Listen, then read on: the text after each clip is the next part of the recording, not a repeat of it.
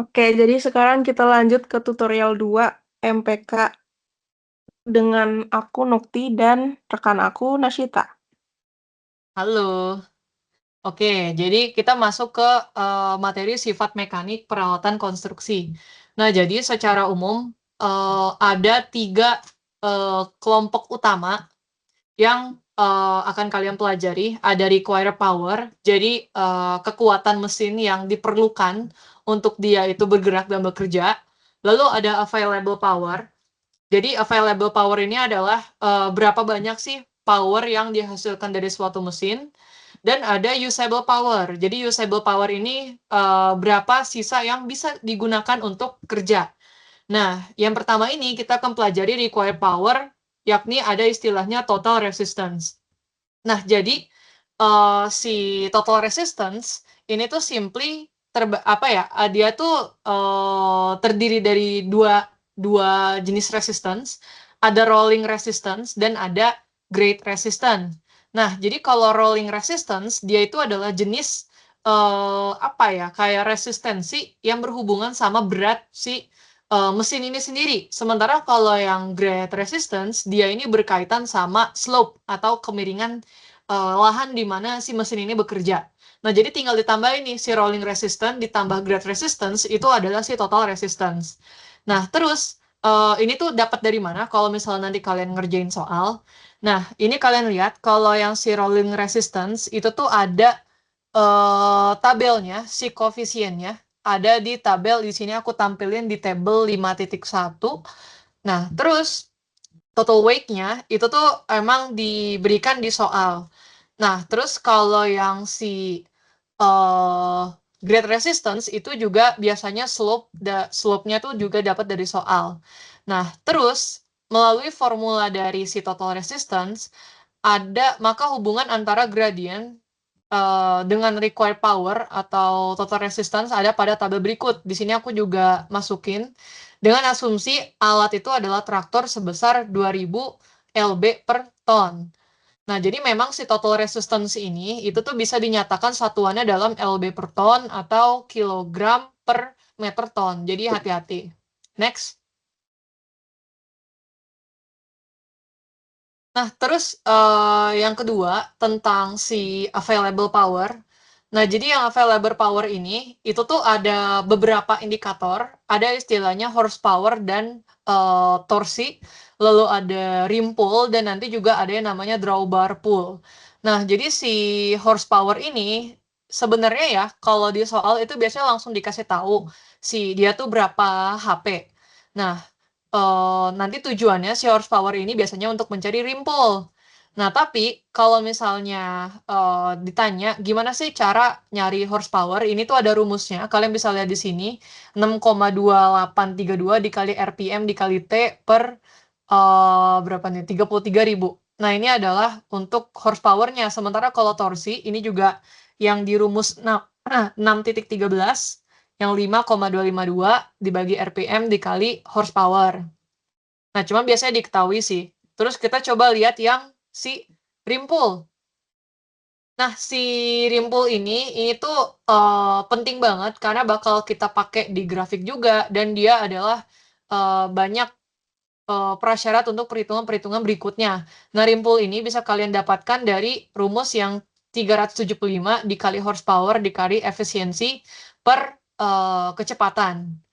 Nah, terus ya, di sini kalau kalian lihat ini ada jenis-jenis gear atau gigi mulai dari gigi 1, gigi 2, gigi 3, gigi 4, gigi 5 atau bahkan ada yang sampai gigi 6. Nah, ini contoh untuk traktor.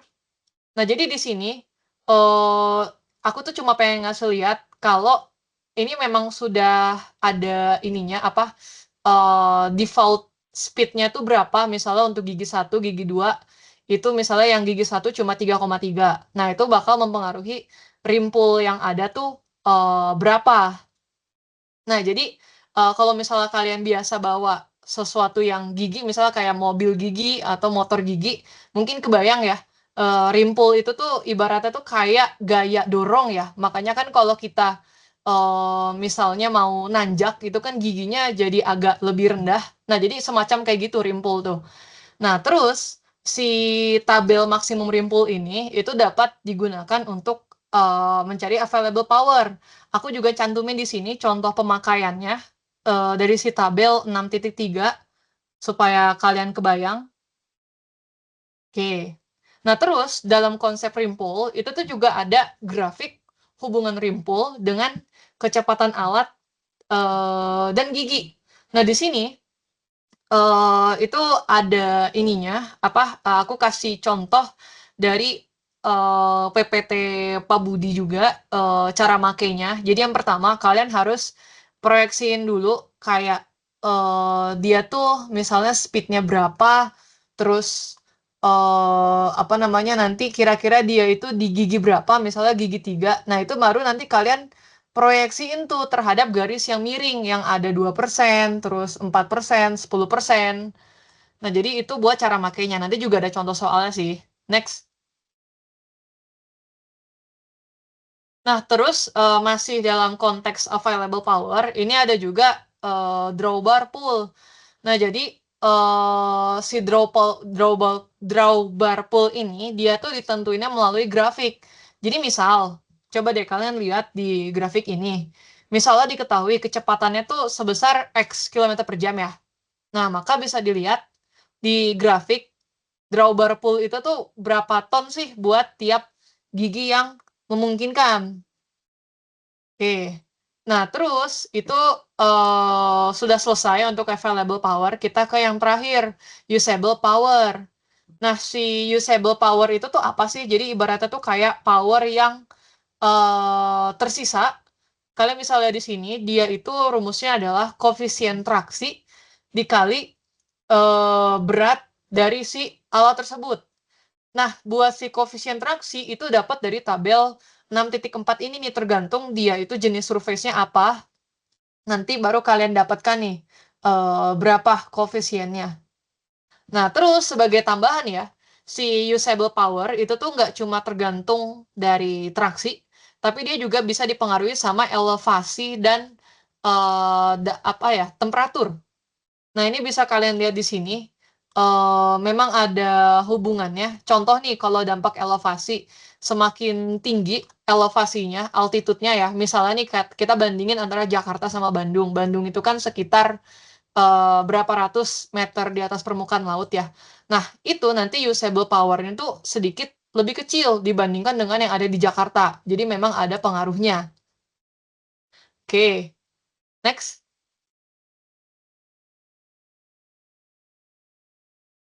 Nah, selanjutnya aku bakal bahas eh, assignment yang diberikan, assignment 4 kalau di EduNext. Kan itu kan disuruh ngisi 4 nomor ya. Mulai dari nomor 6.2 ini. Nah, di sini aku list di sini yang diketahui apa known-nya, mulai dari kayak berapa horsepower-nya, max speed di 6 gear 196 mph berapa, ini tuh diketahui semua di soal. Terus kalian ditanya nih, determine the maximum external pull the Ferrari has when operated in 6 gear. Jadi berapa sih maksimum external pull dari si Ferrari ini pada gigi 6 dan pada maksimum speed di gigi 6 tersebut. Oke. Nah, jadi intinya adalah kalian berarti kan alurnya gini, mau nyari maksimum external pull itu kalian harus tahu dulu kan rimpulnya itu berapa. Nah, rimpul itu berarti kalian harus cari si resistance-nya dulu berapa. Oke, kita mulai yang dari nomor 1 nih. Kita cari rolling resistance-nya itu berapa. Nah, di situ kan udah diketahui nih 40 lb per ton. Nah, terus di situ berat Ferrari-nya katanya 4055 lb. Nah, masalahnya adalah di sini kan satuannya masih 40 lb per ton. Nah, berarti kan per ton ya, berarti si berat Ferrari-nya nih kita harus tahunya tuh dalam ton. Nah, makanya di sini 4055-nya itu kita bagi sama 2000. Nah, kenapa dibagi 2000? Karena kalau kalian mau konversi LB ke ton, itu tuh kalian tinggal bagi aja dengan 2000. Jadi 1 ton itu tuh 2000 LB. Nah, dapatlah 81,1 LB nih. Kan udah dapat nih si RR-nya, rolling resistance. Terus kalian cari grade resistance. Nah, grade resistance karena di sini tuh diketahui slope-nya tuh 3%, ya udah kalian tinggal kaliin aja 4055 LB itu dikali sama 0,03 si 3%-nya itu. Dapatlah nih 121,65 LB. Nah, terus ya, kalian cari rimpulnya tuh berapa pakai rumus yang tadi melibatkan horsepower. Jadi 375 dikali 540, 50-40-nya ini diketahui di soal, dikali 0,9, ini tuh adalah efisiensinya, dibagi 196. 196 ini adalah maksimum speed, didapatlah 929,85 lb. Ya udah deh, maksimum external pull itu kalian tinggal maksimum rimpul dikurang total resistance. Jadi intinya kekuatan dikurang resistance. Didapatlah 727,1 lb untuk 6,2. Next.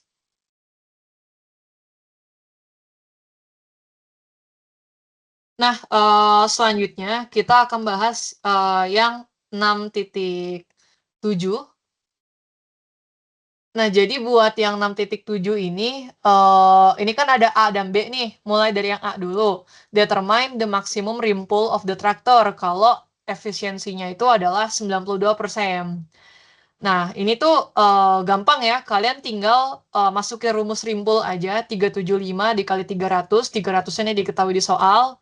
HP-nya tuh 300 dikali 0,92 efisiensinya dibagi 3,6 itu kecepatannya ya pada first gear dapatlah 28750 lb. Nah, itu adalah maksimum rim pull-nya. Nah, terus kalau buat masing-masing gear itu tuh berapa untuk yang bagian dari B. Misal nih kita mulai dari yang si gigi pertama dulu. Nah, buat yang gigi sebenarnya gampang sih. Kalian tinggal ngulangin aja prosedurnya untuk tiap gear. Intinya tuh adalah kalian harus tahu dulu berapa maksimum rimpulnya. Terus nanti kalian kurangkan dengan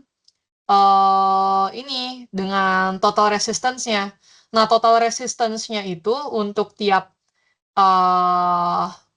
ini kan pasti sama ya, nggak mungkin berubah si total resistance-nya. Jadi sebenarnya kalian tinggal cari aja rim pull untuk masing-masing gear. Kenapa rim pull-nya tuh beda untuk tiap gear? Soalnya kan kecepatannya beda. Nah, jadi tinggal kalian kurangin dengan total resistance yang sebenarnya tuh sama aja untuk tiap gear. Misal nih untuk first gear, itu ternyata kan tadi udah kita hitung ya 28750. Tinggal dikurangin aja sama total resistance-nya nih. Kita terus dapatkan 25129,2 lb. Nah, terus second gear itu juga sama prosedurnya. Kalian cari rimpulnya berapa. Nah, rimpulnya itu misalnya 375 dikali 300 kali 0,92 dibagi 6,5. Soalnya kan kalau kalian lihat dari tabel, yang gear kedua tuh kan emang 6,5 speednya. Dapat nih 15923,07 lb. Ya udah tuh max external pull-nya kalian tinggal kurangin rim pull dengan total resistance didapatkan 1282,27 lb. Terus yang third gear itu juga sama prosedurnya. Kalian cari dulu rim pull-nya.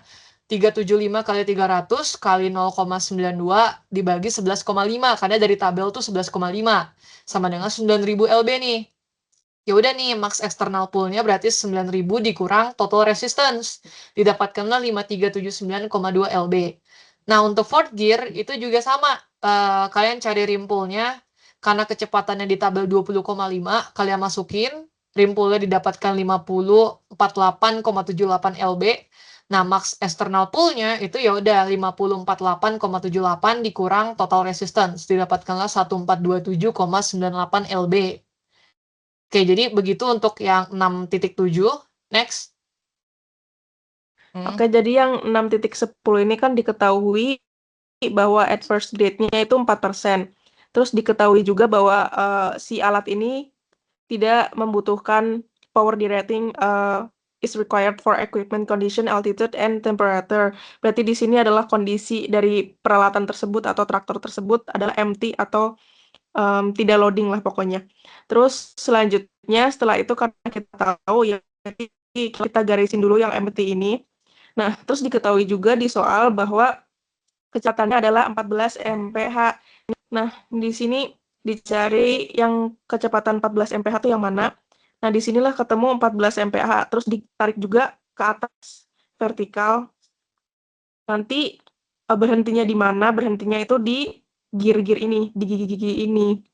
Nah, setelah ditabrakan ke salah satu gigi dan ternyata dia nabraknya di siksir, itu nanti ditarik garis horizontal ke arah kanan ke arah si garis putus-putus yang empty ini.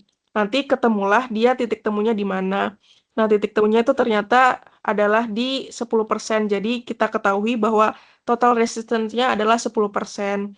Nanti setelah itu karena rumus total resistance ini sendiri adalah grade resistance ditambah rolling resistance, kita bisa menemukan rolling resistance yang ditanyakan pada soal ini. Itu nilainya adalah 6%, terus berarti untuk maksimum value-nya adalah dengan cara mengalihkan si 6% ini tadi dengan 20 lb per ton. Dengan 20 lb per ton ini adalah berdasarkan peraturan diperlukannya minimum rimpul 20 lb per ton per persen kemiringan. Jadi yang dibutuhkan adalah 120 ton gitu untuk yang 6.10.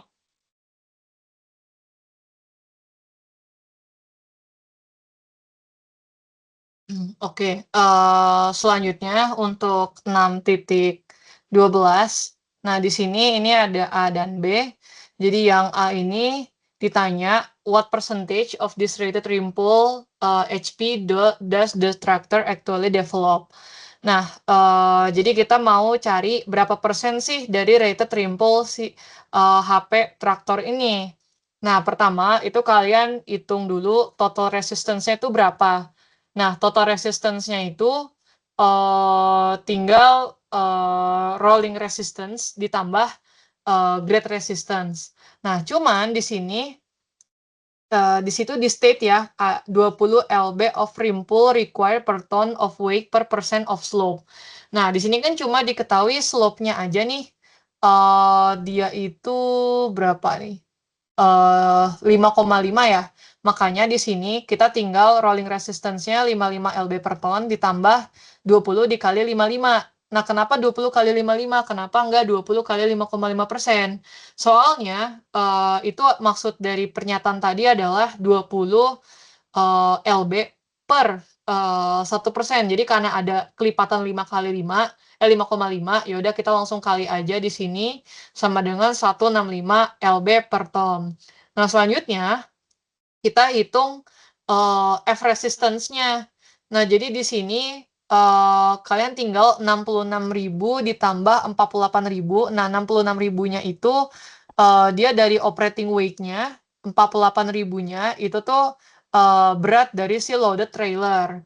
Nah, terus nanti dibagi 2.000. Nah, kenapa dibagi 2.000 di sini? Ini berdasarkan nilai konversi. Nah, terus nanti dikali 165. 165 itu dari si total resistance sama dengan 9405 lb. Nah, terus selanjutnya kalian cari rimpul horsepower-nya itu berapa. Nah, untuk rimpul horsepower itu kalian tinggal F resistance dikali speed, terus nanti dibagi 375. Nah, jadi ya udah kalian masukin aja 9405 tadi nilai F resistance dikali 7,5 itu adalah speednya ya diketahui di soal sama dengan 188,1 nih HP-nya. Nah, terus berarti persen dari rated rimpul HP-nya itu tinggal 188,1 tadi dibagi sama 330 dikali 100%. Nah, 330-nya itu dari mana? Itu ada pada soal di bagian A. Kalau kalian lihat di situ ya, di sini diketahui the tractive effort of the tractor at 330 rimpul horsepower. Jadi dapatkan 57%. Oke, nah selanjutnya bagian B. Nah, di bagian B ini kalian ditanya what is the value of the coefficient of traction. Jadi koefisien traksinya tuh berapa. Nah, caranya intinya itu adalah kalian membagi tractive effort dengan normal force atau gaya normal yang ada. Nah, gimana caranya ngitung si normal force? Tadi kan yang tractive effortnya tuh sebenarnya udah kita hitung yaitu sama aja dengan yang si F resistance itu. Nah, si normal force-nya itu kita dapatkan dari yang wake on drive axle. Nah, di situ di soal diketahui tuh mana tuh 0,55 ya.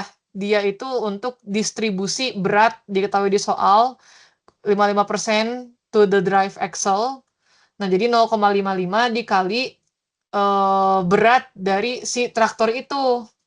Nah, terus dapatkan nih 62.700 lb. Nah, ya udah koefisien traksinya berarti 9.405 lb dibagi 62.700 lb didapatkanlah 0,15 untuk koefisien traksinya. Next.